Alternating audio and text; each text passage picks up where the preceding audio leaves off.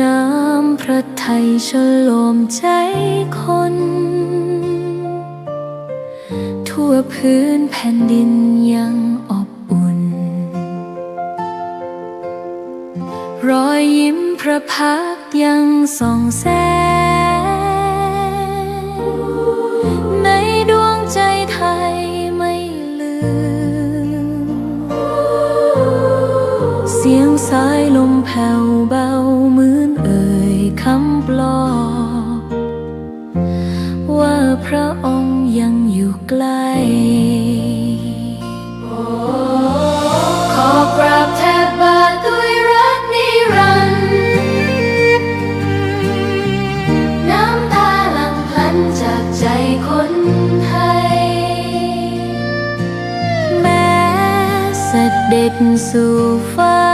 ไกลแต่พระหฤทัยอยู่ในแผ่นดินนี้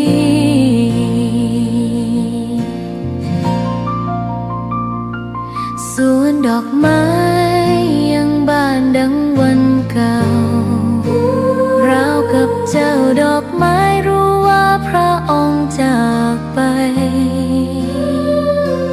แต่กลิ่นหอมยังพัดผ่านใจให้ระลึกถึงพระเมตตาแผ่นดินนี้ยังส่องสว่างด้วยพระคุณอันยิ่งใหญ่ขอเดินตามรอยเท้าแห่งพระแม่ไปด้วยศรัทธาไม่เสื่อมคลายขอกราบแทบบาทด้วยรักนิรันดร์น้ำตาหลั่งพลันจากใจคนไทยแม้เสด็จสู่ฟ้าไกลแต่พระหฤทัยอยู่ในแผ่นดินนี้ดวงใจไทยทุกดวงขอพักดีขอถวายรักนี้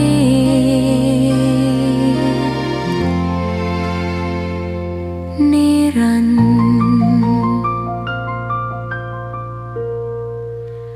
แด่พระพัน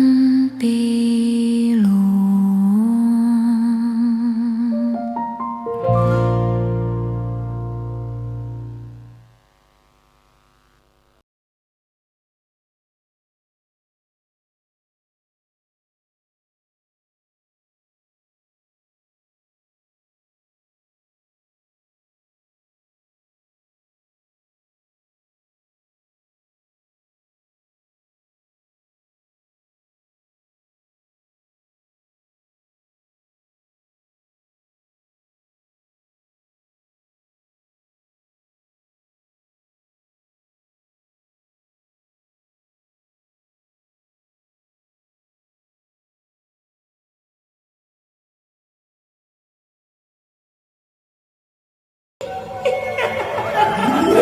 กระจกวิเศษจงบอกข้าเถิดใครงามเลิศในปัทภี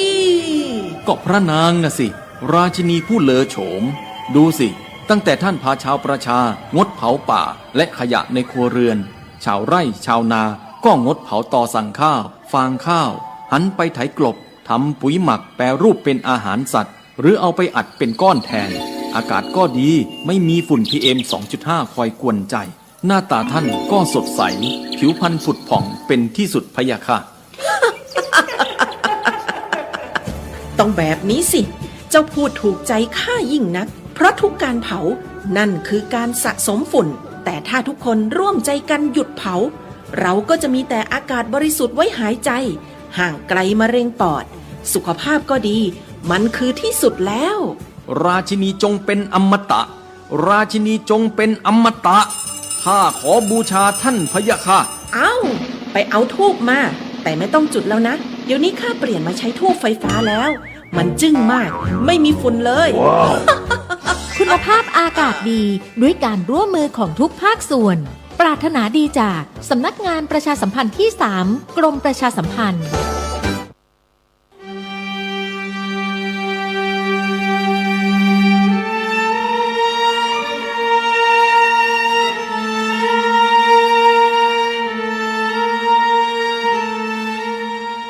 วัดพระสิงห์วรมหาวิหารโรงเรียนธรรมราชศึกษาเทศบาลนครเชียงใหม่ร่วมกับกรมการศาสนากระทรวงวัฒนธรรมจัดโครงการบรรพชาสามเณรภาคฤดูร้อนปีที่28ประจำปีพุทธศักราช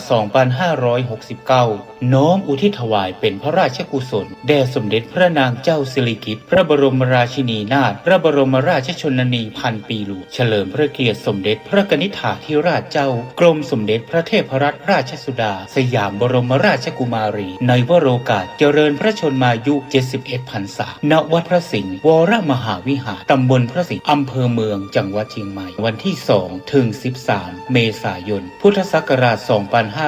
2569วันพุธที่1เมษายนเวลา 14 นาฬิกาเชิญร่วมพิธีโปร่งผมณอาคารเรืองวิสุทธิ์โรงเรียนธรรมราชศึกษาวันพฤหัสบดีที่2เมษายนเวลา 8 นาฬิกาขอเชิญร่วมพิธีบรรพชาเป็นสามเณรณพระวิหารหลวงวัดพระสิงห์วรมหาวิหารร่วมเป็นเจ้าภาพบรรพชาสามเณรรูปละ 1,500 บาทหรือถ้าเป็นเจ้าภาพภัตตาหารน้ำปานะถวายสามเณรภาคฤดูร้อนทุกรูปติดต่อสอบถามรายละเอียดเพิ่มเติมได้ที่พระครูปริยัติกิจจาภิวัตรโทรศัพท์0892642485หรือบริจาคสมทบทุนได้ที่ธนาคารกรุงไทยชื่อบัญชีโรงเรียนธรรมราชศึกษาเลขที่บัญชี 5400138 ได้ตั้งแต่วันนี้เป็นต้นไป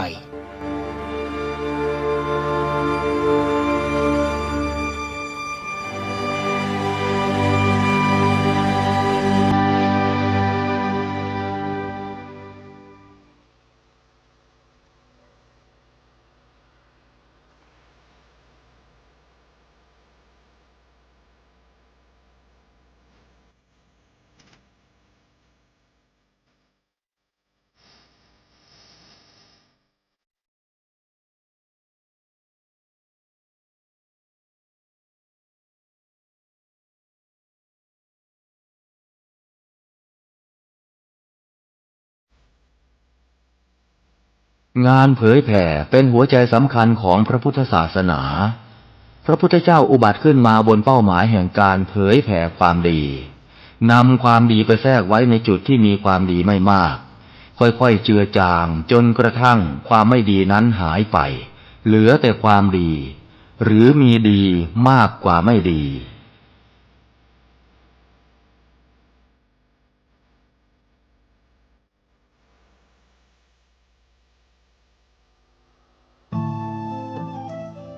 ท่านกำลังติดตามรับฟังสถานีวิทยุกระจายเสียงพระพุทธศาสนาแห่งชาติและสังคมคลื่นเพื่อการศึกษาพระพุทธศาสนาและวัฒนธรรมระบบ FM 104.5 เมกะเฮิรตซ์รายการต่อไปเป็นรายการคดีโลกคดีธรรมขอกราบถวายความนอบน้อมแด่พระรัตนตรัยถวายความเคารพพระมหาเถระพระเถรานุเถระทุกท่านขอเจริญสุขญาติโยมสาธุชนที่กำลังติดตามรับฟังรายการจากสถานีวิทยุแห่งนี้ทุกท่านขอนำท่านผู้ฟังเข้าสู่รายการคดีโลกคดีธรรมพบกันในวันนี้วันแรม10 ค่ำเดือน 4วันนี้ตรงกับวันศุกร์ที่13มีนาคมพระพุทธศักราช2569รายการคดีโลกคดีธรรมมาพบกับสาธุชนเป็นปกติทุกวันทางสถานีวิทยุแห่งนี้ท่านสามารถติดตามรับฟังรายการนี้ผ่านโทรศัพท์มือถือของท่านได้แต่ ท่านต้องดาวน์โหลดแอปพลิเคชันที่ชื่อว่าวิทยุพุทธศาสนาทั่วไทยให้สำเร็จเมื่อท่านดาวน์โหลดแอปพลิเคชันนี้สำเร็จท่านจะได้รับสถานีวิทยุพระพุทธศาสนาเข้ามาอยู่ในโทรศัพท์มือถือของท่าน40 กว่าสถานีแล้วท่านสามารถเลือกรับฟังสถานีวิทยุต่างๆเหล่านั้นได้รายการคดีโลกคดีธรรมนั้นออกอากาศผ่านสถานีวิทยุดังต่อไปนี้เวลา 9 นาฬิการับฟังได้ทางสถานีวิทยุวัดหนองกายตั้งอยู่ที่อำเภอแม่แตงจังหวัดเชียงใหม่และวัดอารามมงคลตั้งอยู่ที่อำเภอยางตลาดจังหวัดกาฬสินธุ์เวลา 10 นาฬิการับฟังได้อีกครั้งหนึ่งทางสถานีวิทยุวัดป่าจริยธรรมอำเภอนาด้วงจังหวัดเลยวัดศรีอุดมวงศ์อำเภอวังสะพุงจังหวัดเลยวัดสามชุกอำเภอสามชุกจังหวัดสุพรรณบุรีในช่วงเวลา 10 นาฬิกานี้รับฟังได้3 สถานีพร้อมกันและจากนั้นเวลา 11 นาฬิการับฟังได้ทางสถานีวิทยุวัดฝายหินอำเภอเมืองจังหวัดเชียงใหม่ในเวลา 11 นาฬิกาดังกล่าวนี้ท่านยังสามารถรับฟังสดๆได้ทางช่อง YouTube ช่องวัดฝายหินได้อีกด้วยแล้วก็ไม่เคยพลาดจากการฟังทาง YouTube เพราะเมื่อถึงเวลา 11 นาฬิกาท่านอาจารย์พระครูสมุวิสุวัฒน์ก็จะนำรายการคดีโลกคดีธรรมถ่ายทอดทางช่อง YouTube ให้พวกเราได้ฟังกันเป็นประจำทุกวันจากนั้นเวลา 13 นาฬิกาบ่ายโมงตรงท่านสามารถรับฟังได้อีกครั้งหนึ่งทางสถานีวิทยุวัดบ้านปลาคูนอำเภอโพนทรายจังหวัด101จากนั้นเวลา 17 นาฬิกา 5 โมงเย็นรับฟังได้อีกครั้งหนึ่งทางสถานีวิทยุวัดฝายหินอำเภอเมืองจังหวัดเชียงใหม่และในช่วงเวลากลางดึกเที่ยงคืนหรือตีหนึ่งรับฟังได้อีกครั้งหนึ่งทางสถานีวิทยุวัดฝายหินอำเภอเมืองจังหวัดเชียงใหม่นอกจากนี้ท่านยังรับฟังรายการคดีโลกคดีธรรมผ่านอีก1 ช่องทางคือทาง YouTube ชื่อช่องธรรมะ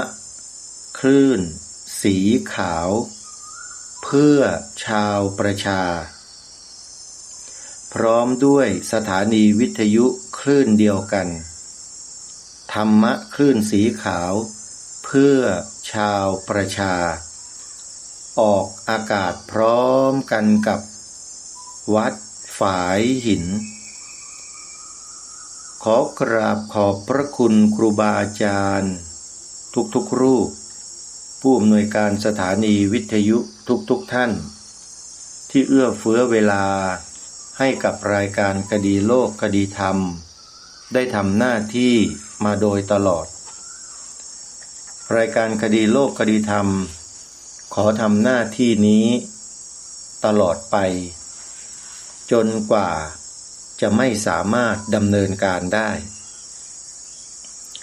รายการคดีโลกคดีธรรมเป็นรายการที่ประยุกต์สถานการณ์ในปัจจุบันที่เกี่ยวข้องกับพระบวรพุทธศาสนาของเราในภาพรวมโดยจะนำสถานการณ์บางอย่างที่เกิดขึ้นในสังคมไทยแล้วส่งผลกระทบต่อองค์รวมของพระพุทธศาสนาของเรามาตีแผ่ให้สังคมได้รับรู้รับทราบแล้วก็นำไปสู่การแก้ไขปัญหาเหล่านั้นโดยธรรมคือโดยความเป็นธรรมไม่ได้ไปโจมตีใส่ร้ายหรือว่าป้ายสีใครใครที่ทำต่อพระพุทธศาสนาคนนั้นก็ต้องถูกวิพากษ์วิจารณ์แล้วนำมาเสนอในรายการคดีโลกคดีธรรมอย่างเหมาะสมซึ่งท่านผู้ฟังที่ติดตามรับฟังรายการมาโดยตลอดก็จะทราบเป็นอย่างดีว่าทางรายการไม่ได้ไปกล่าวร้ายกล่าวโจมตีใส่ร้ายป้ายสีใครเลยนอกเสียจากเหตุการณ์ที่เกิดขึ้นทางรายการก็นำเหตุการณ์นั้นมาเสนอแล้วก็ชี้ชัดลงไปว่าหน่วยงานไหนใครเป็นคนดำเนินการและกระทำให้เกิดขึ้นแล้วทางรายการก็เสนอแนะผู้กระทำนั้นแหละให้เปลี่ยนแปลงพฤติกรรมของตนเองด้วยการพูดก็ดีการนำเสนอโดยเอกสารสื่อโซเชียลต่างๆก็ดีให้เขาเปลี่ยนแปลงพฤติกรรมที่กระทำนั้นเสียแล้วก็ให้เหตุผลว่าเพราะเหตุอะไรจึงให้เปลี่ยนแปลงพฤติกรรมที่ทำอยู่นั้นบางอย่างก็ได้บอกไปว่ามันขัดต่อหลักการของชาติบ้านเมืองชาติบ้านเมืองเราได้กำหนดหลักการของบ้านเมืองไว้เช่นนี้แต่คุณมากระทำอีกแบบหนึ่งซึ่งมันสวนทางกับหลักการของบ้านของเมืองทางรายการก็นำเสนอออกไปเช่นนี้เพื่อให้ผู้คนในสังคมได้รับรู้รับทราบร่วมปันพร้อมๆกันไปจึงเป็นรายการที่สังเคราะห์และวิเคราะห์ให้ท่านผู้ฟังได้รับรู้รับทราบเหตุการณ์นั้นๆร่วมกันเพื่อนำไปสู่การแก้ไขให้ถูกต้องนี่คือเนื้อหาหลักๆที่รายการคดีโลกคดีธรรมได้ดำเนินการมาโดยตลอดและถ้าหากมีโอกาสก็จะนำสาระที่เป็นประโยชน์ในบางช่วงบางตอนมานำเสนอต่อท่านผู้ฟังในโอกาสที่เหมาะสมเพราะฉะนั้นผู้ที่ติดตามรับฟังรายการคดีโลกคดีธรรมตลอดมาจะทราบในข้อนี้เป็นอย่างดีส่วนใครที่ฟังรายการนี้ไม่ได้ก็มีอยู่สองประเภทคือข้อที่หนึ่งรับฟังภาษาและสำเนียงของรายการไม่ได้กับสองไม่ฟังเพราะเป็นพวกฝ่ายตรงข้ามคือมีแนวความคิดตรงข้ามกับรายการคดีโลกคดีธรรม แต่มีแนวคิดไปตรงกันกับฝ่ายศัตรูของบ้านเมือง อันนี้เขาฟังไม่ได้เพราะจิตใจเขาเอ็นเอียงไปในทางที่ไม่ถูกต้องนั่นเองจะมีคนสองประเภทนี้แหละที่ฟังรายการไม่ได้นอกนั้นฟังได้ฝ่ายตรงข้ามก็ฟังนะรายการเนี้ยอาตมารู้ทราบดีเพราะเขาต้องให้บริวารของเขาเนี่ยมอนิเตอร์ฟังรายการนี้อยู่ตลอดว่าวันนี้พูดอะไรวันนั้นพูดอย่างไรแล้ววันต่อไปจะพูดอย่างไรเพื่อหาช่องในการที่จะดำเนินการอะไรของเขานั่นแหละอาตมาภาพก็ทราบดีว่าเขาเนี่ยมอนิเตอร์และบันทึกฟังอยู่ตลอดรายการนี้จึงมีการบันทึกเสียงเก็บไว้ทุกตอนตลอดระยะเวลา20 ปีที่ผ่านมาถ้าจะย้อนไปฟังเนื้อหาเมื่อ20 ปีที่แล้วท่านสาธุชนก็สามารถติดตามรับฟังได้อาตมาภาพก็ได้บันทึกเก็บเอาไว้ทั้งหมดอยู่ในคลาวด์ของโซเชียลสามารถที่จะไปเรียกฟังเมื่อไรก็ได้นี่คือการทำงานที่รายการคดีโลกคดีธรรมทำมาโดยตลอดจึงแจ้งบอกกับท่านผู้ฟังที่ยังไม่คุ้นเคยกับรายการนี้ให้ได้รับรู้รับทราบเป็นเบื้องต้นกันไว้ครูบาอาจารย์ที่เป็นผู้อำนวยการสถานีวิทยุพระพุทธศาสนาที่เมตตาเปิดโอกาสให้รายการนี้ทำหน้าที่ถ่ายทอดรายการผ่านสถานีวิทยุของท่านทั้งหลายนั้นท่านทั้งหลายเหล่านั้นคือผู้อำนวยการสถานีวิทยุทุกท่านนั้นท่านมีความเข้าใจท่านมีความรู้ท่านมีความเมตตา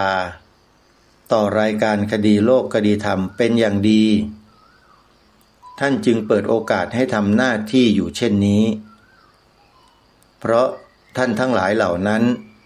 ทราบดีว่ารายการนี้ทำเพื่อประโยชน์ของใครรายการนี้ทำเพื่อประโยชน์ส่วนรวม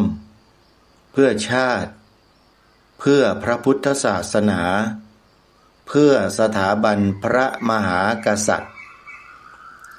ถ้าหากใครมองไม่เห็นประโยชน์และคุณค่าตรงนี้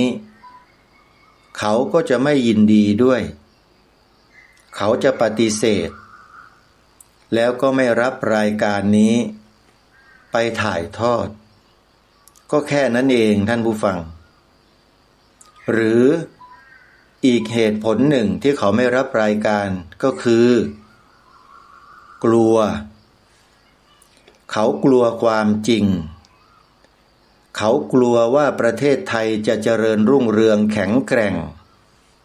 เขาจึงไม่รับรายการนี้ไปอันนี้เป็นเหตุผลที่ทางรายการคดีโลกคดีธรรมสันนิษฐานว่าเป็นอย่างนั้นโยมไม่ได้ไปกล่าวหาใครนะอาตมาสันนิษฐานว่าน่าจะเป็นอย่างนั้นส่วนท่านผู้ฟังจะสันนิษฐานอย่างไรก็แล้วแต่อาตมาก็สันนิษฐานตามความรู้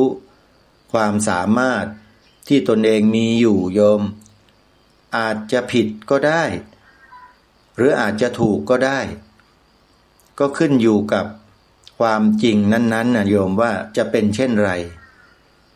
การสันนิษฐานนั้นเราสันนิษฐานได้ไปหมดแล้วว่ามันน่าจะเป็นอย่างนั้นนะมันน่าจะเป็นอย่างนี้แต่ถ้าเรื่องใดที่ทางรายการบอกว่าใช่มันก็ใช่เช่นการบิดเบือนความหมายพระราชทานธงไตรรงค์หรือธงชาติไทยของเราเนี่ยอาตมาฟันธงเลยว่ามีคนมันทำจริง มันบิดเบือนความหมายสีขาวธงชาติเราจริงๆรายการนี้จึงนำมาเสนอให้ท่านผู้ฟังได้รับรู้รับทราบร่วมกันแล้วก็นำไปสู่การแก้ไขปัญหานี้ร่วมกันของพวกเราชาวคดีโลกคดีธรรมด้วยการท่องจำบทพระราชนิพนธ์ความหมายธงไตรรงค์ให้ได้เพื่อยึดหลักนี้ไว้ในใจของเราให้ได้อย่างถาวรแล้วก็สอนลูกหลาน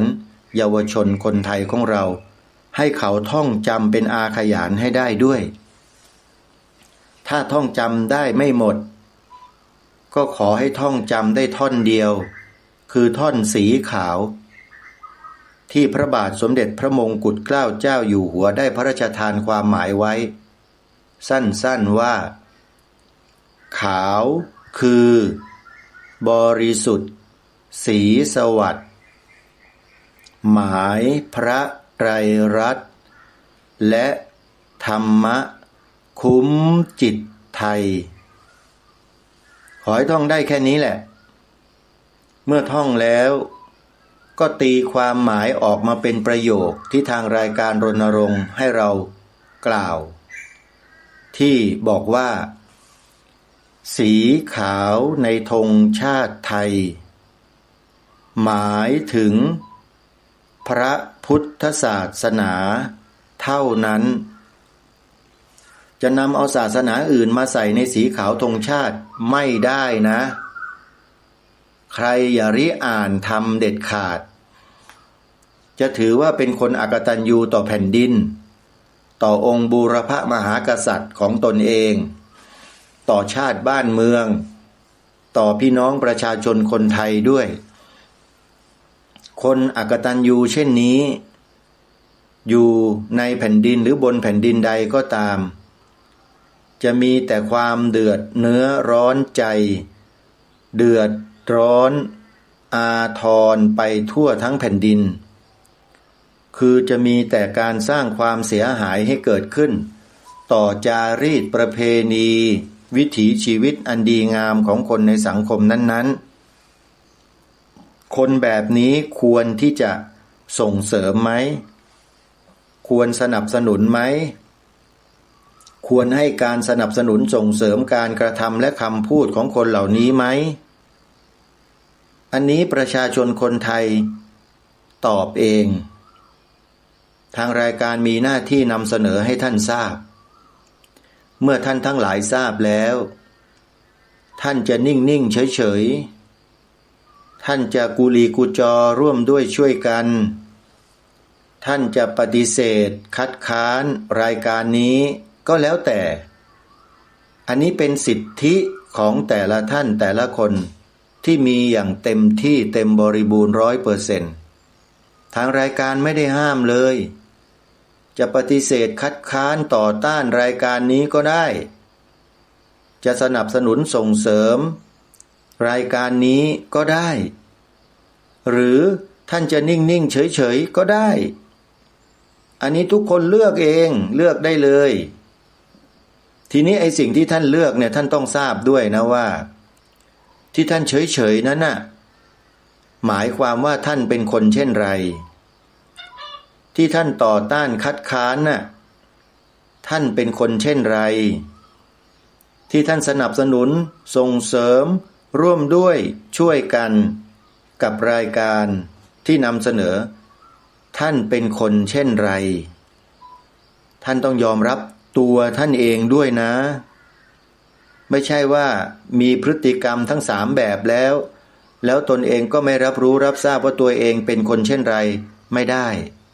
ต้องทราบด้วยถ้าไม่ทราบทางรายการก็บอกอยู่บ่อยๆว่าเป็นคนเช่นไรอันนี้ทุกท่านทุกคนเลือกเองทางรายการไม่ได้บังคับนะเพราะฉะนั้นใครต้องการจะเป็นคนเช่นไรก็เลือกเอาเถอะแต่สำหรับรายการคดีโลกคดีธรรมแล้วไม่เลือก2 อย่างเลือกเพียงอย่างเดียวคือทำหน้าที่ปกป้องรักษาสืบสารต่อยอด บรรพชนของตนเอง ไม่นิ่งเฉยฮะและไม่ต้องพูดถึงการต่อต้านคัดค้านไม่มีแน่นอนเพราะฉะนั้นจึงทำแต่หน้าที่เพื่อหน้าที่โดยหน้าที่ตัดความเป็นตัวเป็นตนออกไปให้มากที่สุดเพราะคนเราถ้ามีตัวมีตนมากๆเนี่ยมันจะเห็นแก่ตัวแก่ตนคนเราเมื่อเห็นแก่ตัวแก่ตนแล้วมันจะช่วยเหลือส่วนรวมไหมเล่าไม่มีทางคนเห็นแก่ตัวน่ะใช่ไหมมันก็จะทำสองอย่างไงคือกูเฉยๆดีกว่ากับสองกูต่อต้านคัดค้านไม่เห็นด้วยนี่แหละไอ้เหี้ยคนเห็นอันนี้แหละเขาเรียกว่าไอ้คนเห็นแก่ตัวเป็นอย่างนั้นอาตมาไม่ได้ว่าใครนะพูดถึงสภาวะโยมนะสภาวะเหล่านี้แล้วทุกคนก็สามารถที่จะเลือกเป็นได้หมดท่านเลือกกันเองนะไม่ใช่ทางรายการไปยัดเยียดให้นะอันนี้เป็นสัจธรรมความจริงที่ใครก็หนีไม่พ้นสักคนเพราะฉะนั้นถ้าใครไม่ต้องการจะเป็นสองอย่างนั้นน่ะก็เลือกเป็นอย่างที่ทางรายการแนะนำแล้วท่านก็จะถือว่าชื่อว่าเป็นคนกตัญญูกตเวทีต่อชาติบ้านเมืองต่อบรรพชนของตนเองทางรายการแนะนำให้เป็นคนเช่นนี้ทางรายการผิดไหมโยมไม่ผิดใช่ไหมแม่จันทิพย์แม่จงรักโสพลไม่ผิดใช่ไหมที่จะมาแนะนำให้ทุกคนเป็นคนกตัญญูกตเวทีต่อชาติบ้านเมืองเนี่ยดีไหมล่ะแล้วจะมาว่าอาตมาทำไมจะมาตำหนิกันอยู่ทำไมแปลว่าคนที่ตำหนินั้นก็แปลว่าเป็นคนที่ทำตรงกันข้ามกับที่ทางรายการแนะนำมาสิใช่หรือเปล่าอันนี้ทุกคนก็ตอบตัวเองได้หมดแหละว่าใช่หรือไม่ทางรายการไม่ได้ไปกล่าวหาท่านนะทางรายการเพียงแค่ชี้แจงให้ท่านทั้งหลายได้ทราบเพราะฉะนั้นอาตมาภาพคิดว่าอย่าไปฝืนเลยนะคนสองประเภทที่ว่าเนี่ยอย่าไปฝืนเลยเดินตามที่บรรพชนเราทำมาดีกว่าสบายใจด้วยแล้วก็เบาใจมากๆเลยไม่มีความเดือดเนื้อร้อนใจอะไรแม้แต่นิดเดียวมีแต่ความแกล้วกล้าหาญชาญชัยที่จะทำอะไรเพื่อชาติบ้านเมืองตัวเองสุดๆขอบอกเลยไม่มีความกลัวอะไรเลยโยมเพราะเราทำตามบรรพชนของเรานี่แหละเขาเรียกว่ากตัญญูกตเวทีเป็นเครื่องหมายของคนดีใช่ไหมนี่ไงคือคนดีของสังคมที่เราถามหาว่าไหนแล้วคนดีเป็นยังไงดูหน่อยซิไหนคนดีเขาทำกันยังไงก็ทำอย่างที่ทางรายการแนะนำนี่แหละคือทำตามที่บรรพชนเราได้สืบสารรักษาต่อยอดกันมาบทพระราชนิพนธ์ความหมายธงไตรรงค์ที่องค์พระบาทสมเด็จพระมงกุฎเกล้าเจ้าอยู่หัวพระราชทานไว้นี่แหละคือเครื่องมือบ่งบอกว่าใครกตัญญูกตเวทีใครอกตัญญูตรงนี้ทุกคนเลือกได้เลยทางรายการมีหน้าที่มาถ่ายทอดให้ทุกคนรับรู้รับทราบแล้วก็มาแนะนำให้ส่วนใครจะรับไม่รับปฏิเสธต่อต้านคัดค้านบิดเบือนตามสบายเลือกได้เลยนี่ก็คือสิ่งที่ทางรายการทำมาโดยตลอดคือมาเปิดหูเปิดตาพวกเราเนี่ยให้มองตัวเองให้เห็นว่าเป็นคนเช่นไรนี่คือรายการคดีโลกคดีธรรมท่านผู้ฟังไม่ได้ไปด่าไม่ได้ไปว่าไม่ได้กล่าวหาใครแต่ชี้แจงแสดงให้เข้าใจกันชัดๆทุกๆคนในสังคมที่ฟังรายการนี้ให้เราได้รู้ตัวเองด้วย ว่าตอนนี้เราเป็นคนเช่นไร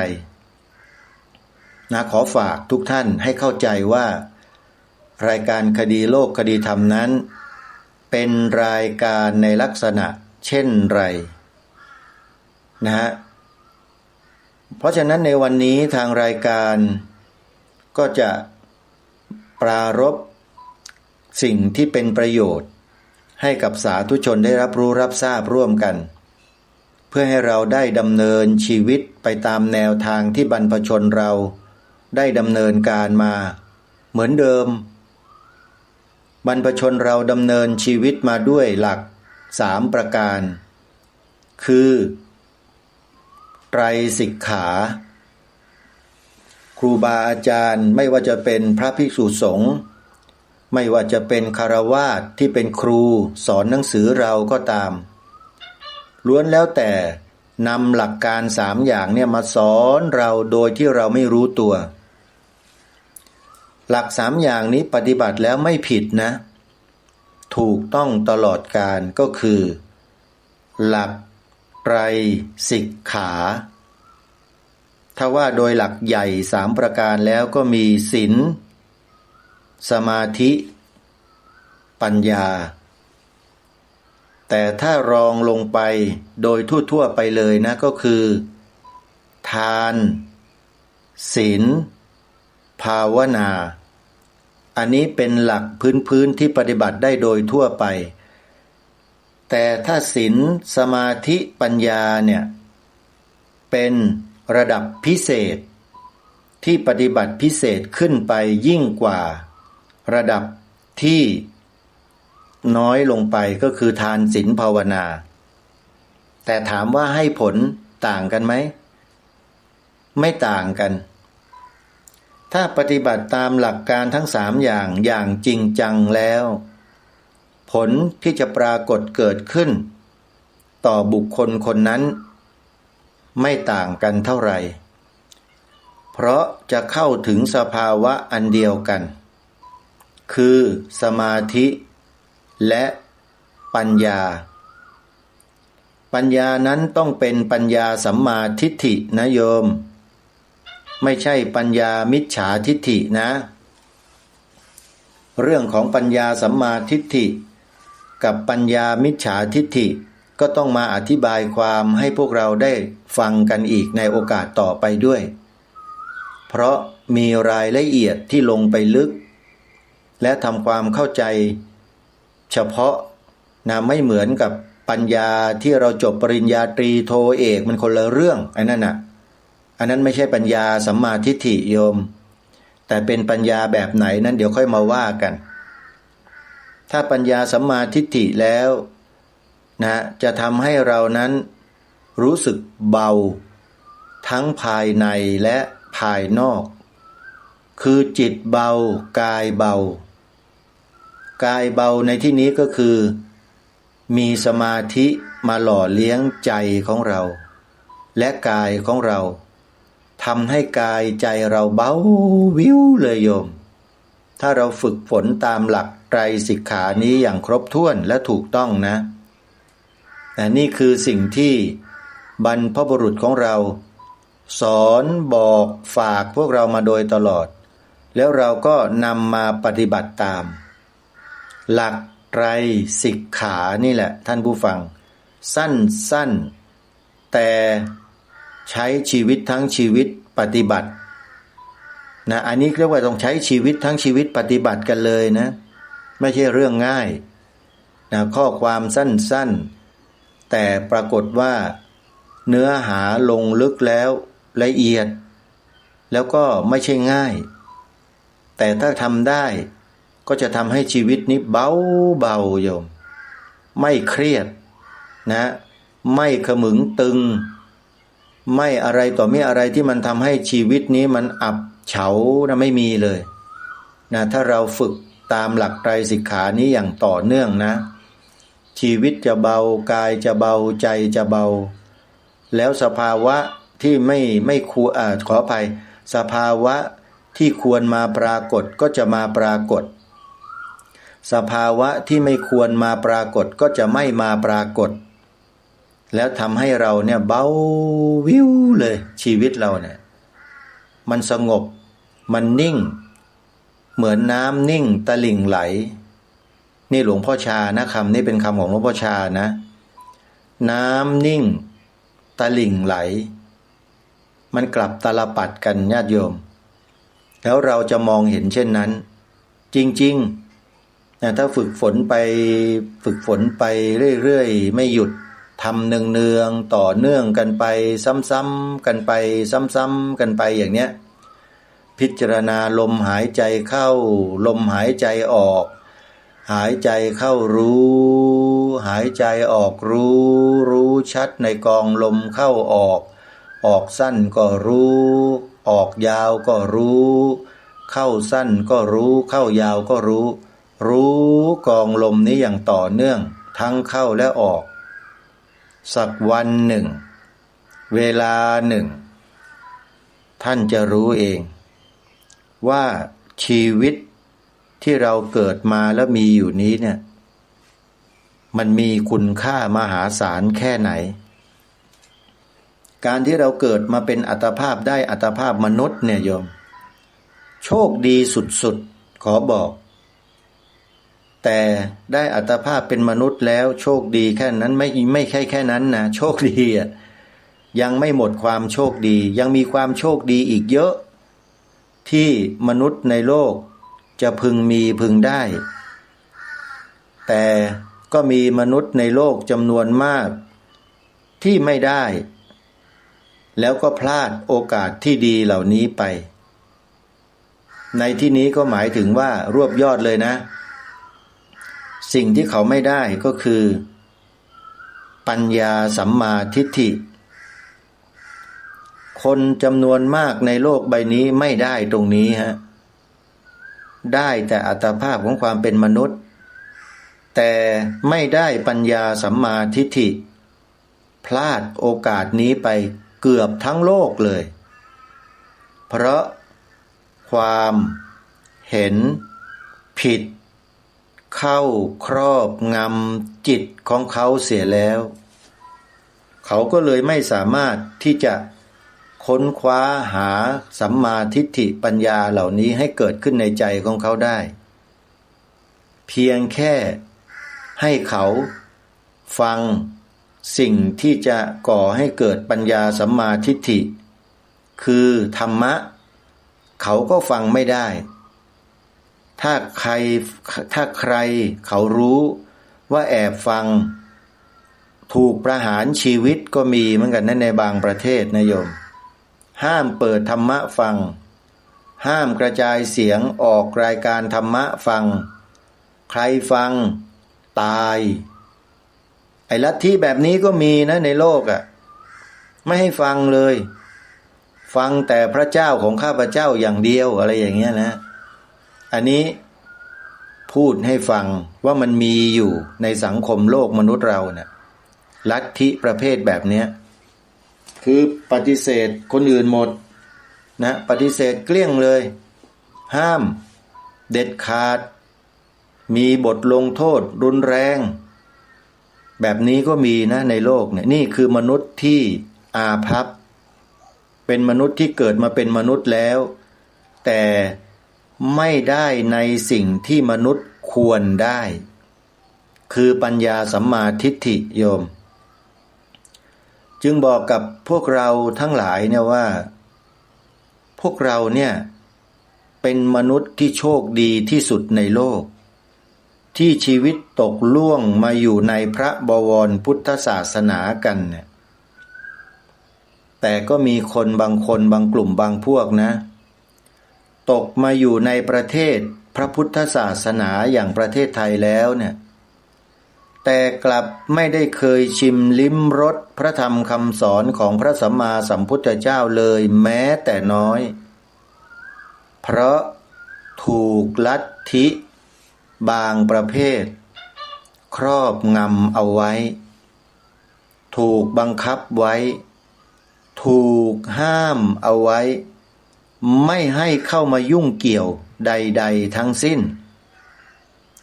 ถ้าหากเข้ามายุ่งเกี่ยว ถือว่าทำผิดกฎร้ายแรง ถูกลงโทษอย่างรุนแรง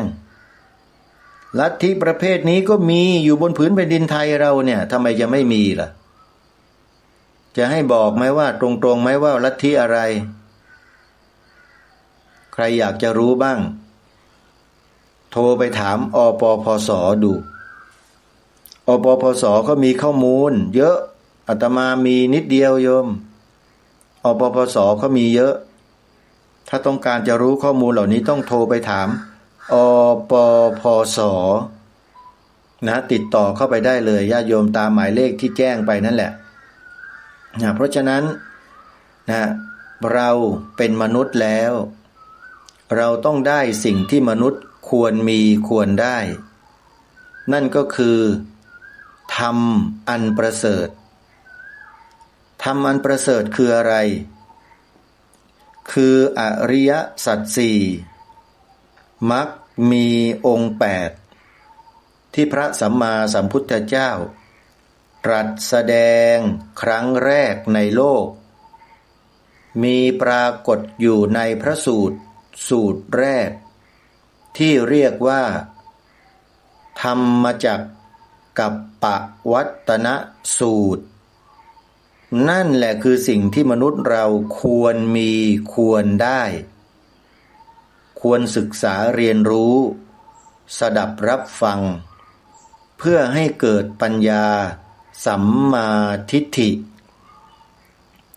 แต่ถ้าหากว่าฟังแล้วไม่เข้าใจก็ยังมีหลักธรรมอื่นๆที่พระสัมมาสัมพุทธเจ้า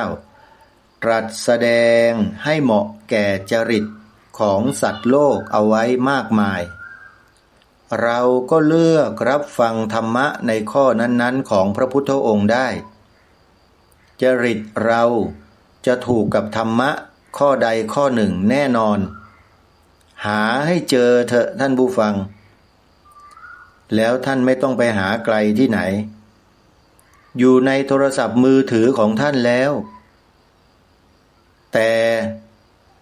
ท่านต้องดาวน์โหลดแอปพลิเคชันวิทยุพุทธศาสนาทั่วไทยเสียก่อน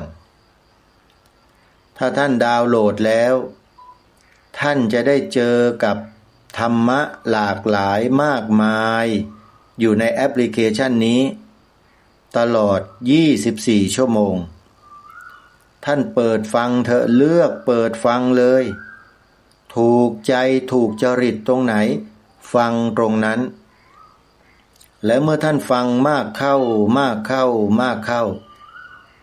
ท่านจะมีความรู้เพิ่มพูนขึ้นทุกการฟังของท่านและสักวันหนึ่งมันจะปิ๊งอยู่ในใจของท่านเองว่าโอ้จะร้องอ๋อออกมาเข้าใจแล้วมันเป็นเช่นนั้นเองคำอุทานในลักษณะเช่นนี้มันจะเกิดขึ้นในใจของท่านโดยที่ท่านไม่รู้ตัวแต่มีข้อแม้อยู่อย่างหนึ่งว่าถ้าท่านจะฟังแล้วเนี่ยท่านต้องตัดภาระอื่นออกไปให้หมดแล้วตั้งจิตตั้งกายตั้งใจของท่านให้สงบนิ่งแล้วตั้งใจฟังธรรมนั้นๆอย่างต่อเนื่องจนกระทั่งจบฟังแล้วก็ให้พิจารณาตามไปด้วยไม่ใช่ฟังแล้วก็นั่งสับพงกหลับมันก็ไม่ได้อะไรสิโยมนั่งหลับเพราะฉะนั้นอย่าหลับถ้าไม่ให้หลับทำไงเดินจงกรมแล้วก็ฟังไปด้วยแล้วก็นั่งเก้าอี้เพราะว่าถ้านั่งพื้นคนอายุมากๆเนี่ยมันก็จะทรมานเกิดปริโภทเกิดกังวลต่างๆก็ทำให้จิตไม่สงบเพราะฉะนั้นใช้ท่าเดินกับท่านั่งเก้าอี้แล้วก็ตั้งใจฟังหลับตาเปิดหูแล้วก็ลงสู่ที่ใจพิจารณาตามข้อที่เราได้ฟังนั้นที่ครูบาอาจารย์ท่านกล่าวท่านแสดงแล้วสักวันหนึ่ง เราจะเข้าใจแน่นอน ไม่เกินความสามารถของปัญญามนุษย์อย่างพวกเราหรอกถ้าหากว่าธรรมะที่พระสัมมาสัมพุทธเจ้าตรัสแสดงแล้วมนุษย์เข้าใจไม่ได้เนี่ยพระสัมมาสัมพุทธเจ้าจะไม่ทรงตัดสินพระทัยแสดงธรรมแน่นอนแต่เมื่อพระองค์ได้ทรงตรวจดูหมู่มนุษย์ทั้งหลายแล้วในโลกมีหมู่มนุษย์ที่พร้อมจะรู้พระธรรมของพระองค์ท่านได้พระองค์ท่านจึงตัดสินพระทัยแสดงธรรมและพระปฐมเทศนาก็ดังสนั่นหวั่นไหวไปทั่วทั้งสามโลกธาตุหวั่นไหวไปทั่วทั้งโลกธาตุญาติโยมนะที่นั่งที่นอนของเทวดาของพระอินทร์นี่สั่นสะเทือนไปหมดเพราะการแสดงธรรมจักรกัปปวัตตนสูตรของพระพุทธองค์นี่แหละเพราะฉะนั้นจึงมีผู้คนตั้งเป็นกลุ่มเป็นชมรมเป็นสมาคมสวดธรรมจักรกัปปวัตตนสูตรตลอดเลยอาตมาภาพเคยไปวัดหนึ่งเปิดแต่บทสวดธรรมจักรกัปปวัตตนสูตรตลอด24ชั่วโมงก็ว่าได้โยมเคยไปแล้วเคยฟังไหมวัดเนี้ยเขาจะเปิดออกเสียงลำโพงทั่วสารทิศเต็มไปหมดเลยนะใครที่เคยไปก็คงจะทราบดีนะวัดนี้อยู่ที่อำเภอคลองหลวงจังหวัดปทุมธานีญาติโยมท่านใดที่เป็นลูกศิษย์วัดนี้ทราบดีทุกท่านทุกคนว่าวัดที่สวดธรรมจักรกัปปวัตตนสูตรเปิดบทสวดธรรมจักรกัปปวัตตนสูตรเป็นประจำทุกวันไม่เคยขาดคือวัดใดและวัดนี้นี่แหละจะทำให้ศาสนาพุทธในโลกมั่นคงจะทำให้ศาสนาพุทธในโลกมีกำลังแข็งกล้าสามารถที่จะนำสิ่งดีๆไปมอบให้กับมวลมนุษยชาติในโลกได้อย่างกว้างขวางที่สุดอย่างที่ไม่เคยมีมาก่อนวัดนี้มีคุณูปการต่อมวลมนุษยชาติอย่างมากได้นำสิ่งที่เป็นกำลังอันสำคัญไปมอบให้กับมวลมนุษยชาติได้รับเมื่อมนุษยชาติทั้งหลายเหล่านั้นรับพลังเหล่านี้ไปแล้วพลังเหล่านี้แหละจะไปขับเคลื่อนคุณงามความดีขับเคลื่อนกุศลธรรมทั้งหลายทั้งปวงให้ครอบครองพื้นที่ของโลกใบนี้อย่างกว้างขวางต่อไปเป็นคุณูปการเป็นประโยชน์ต่อมวลมนุษยชาติอย่างมากแต่ท่านทั้งหลายให้ทราบไว้ด้วยว่ามารที่จ้องทำลายบุคคลที่ทำหน้าที่เหล่านี้อยู่ก็พยายามที่จะทำลายอยู่ตลอดเวลาเหมือนกันอย่างที่เรารู้อย่างที่เราทราบกันนั่นแหละเพราะฉะนั้นท่านเหล่านี้ถือคติอยู่อันหนึ่งว่าถ้ามารไม่มีบารมีก็ไม่เกิดถ้าบารมีก่อเกิดมารก็เตลิดไม่เคยที่จะมีเพราะฉะนั้นมารยิ่งมีบารมียิ่งเกิดเมื่อเกิดบารมีมารทั้งหลายก็วิ่งหนีกันตับแลบนะโยมนี่คือการสร้างการบำเพ็ญบารมีที่มนุษย์อย่างพวกเราสามารถสร้างได้ทำได้โดยอาศัยมารนั่นแหละเป็นเหตุเป็นปัจจัยให้บารมีเราเกิดจริงๆท่านผู้ฟังอาตมานี่ยินดีจังเลยนะที่มีมารเนี่ยถ้าไม่มีมารเนี่ยเราจะไม่รู้เลยว่าเรานั้นแค่ไหนแต่ถ้ามีมารเมื่อไหร่ เราก็จะรู้ใจของเราเองว่าเป็นเช่นไรจริงไหมท่านผู้ฟังอุปสรรคและปัญหาทั้งหลายทั้งปวงเนี่ยมันมีเพื่อให้เราสร้างบารมี ไม่ใช่มีเพื่อให้เราวิ่งหนีเหมือนกับแมวเหมือนกับไก่วิ่งหนีตายกันนะมนุษย์เรานี่ไม่ต้องวิ่งหนีโยมวิ่งชนปัญหาอย่างเดียวแต่ชนด้วยปัญญานะไม่ใช่ชนแบบมุทะลุดุดันก็ตายอย่างเดียวไม่มีประโยชน์หรอกโยมต้องใช้ปัญญาด้วยเวลาจะชนปัญหาเนี่ยอย่างทางรายการคดีโลกคดีธรรมเนี่ยเจอปัญหาระดับใหญ่ๆของประเทศเนี่ยบิดเบือนสีขาวธงชาติเนี่ยไม่มีใครกล้าชนนะเพราะไม่มีข้อมูลแล้วก็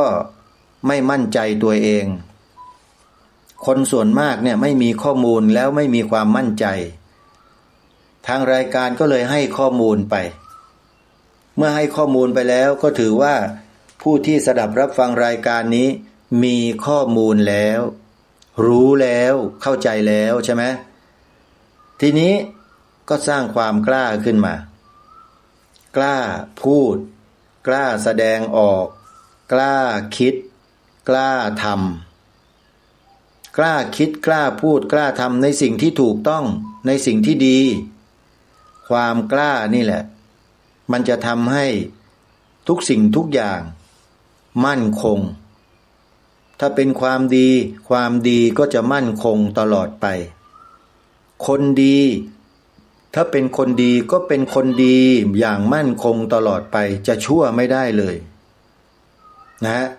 เพราะฉะนั้นทางรายการนี่นำเสนอแนะนำข้อมูลให้ทุกท่านแล้วถือว่า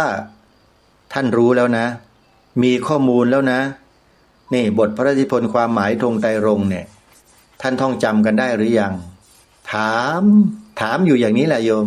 ท่องจำกันได้หรือยังถ้ายังไม่ได้อย่าเพิ่งบอกว่าตัวเองรู้นะถือว่ายังไม่รู้แต่ถ้าท่องได้จนสนิทใจอย่างถูกต้องทุกถ้อยคำแล้วถือว่ารู้แล้วเมื่อรู้แล้วพร้อมที่จะแก้ปัญหาแล้วล่ะปัญหาอะไรที่เกิดขึ้นเกี่ยวกับธงชาติเราก็ใช้บทพระราชนิพนธ์ความหมายธงไตรรงค์นี่แหละเข้าไปแก้ไขในสิ่งผิดเห็นไหมเราสามารถทำได้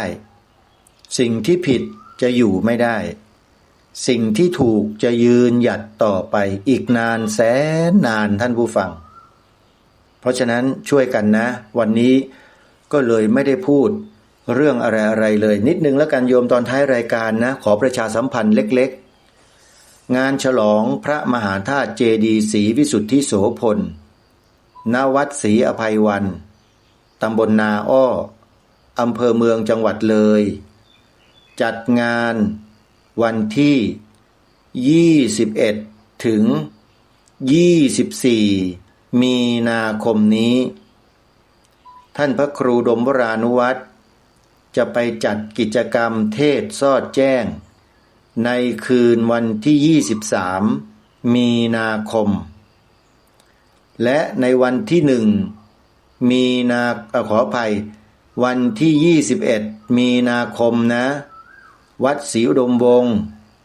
ทำบุญสถานีวิทยุขอเรียนเชิญญาติโยมสาธุชนไปร่วมทำบุญที่สถานีวิทยุวัดศรีอุดมวงศ์ร่วมกันในวันที่21มีนาคมศกนี้และในวันพรุ่งนี้วัดบ้านปลาคูนตำบลท่าหาดยาวอำเภอโพนทรายจังหวัด101จัดงานทำบุญสถานีวิทยุวันเสาร์ที่14มีนาคมขอเรียนเชิญทุกท่านไปร่วมงานโดยพร้อมเพรียงกันวันนี้เวลาของรายการหมดลงแล้วต้องขอสมมุติยุติไว้แต่เพียงเท่านี้ขอความสุขความสวัสดีในธรรมแห่งองค์สมเด็จพระสัมมาสัมพุทธเจ้าจงปรากฏเกิดมีขึ้นในจิตใจของท่านผู้ฟังทุกท่านทุกคนเทินขอเจริญพร